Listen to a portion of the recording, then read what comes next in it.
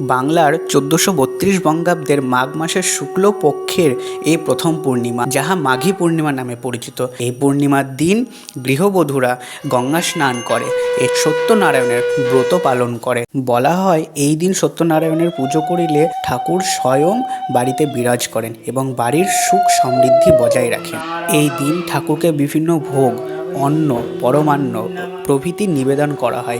নারায়ণশিলার যথোপচারে স্নান করানো হয়। পুজো ছিল মোল্লাগেরা সংলগ্ন এলাকাতে। যে কোনো পুজোরই আসল উদ্দেশ্য হলো বাড়ির শান্তি কামনা করা।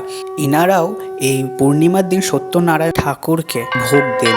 যথোপচারে ইনারাও পুজো করেন এবং ভক্তি সহকারে মানেন এবং প্রত্যেক বছর এই পুজো করে থাকেন। যাই হোক, গৃহকর্তা গৃহবধূর মঙ্গল হোক। নারায়ণ দেব সকলকে আশীর্বাদ করুক। নমো ভগবতে বাসুদেবায় নমঃ।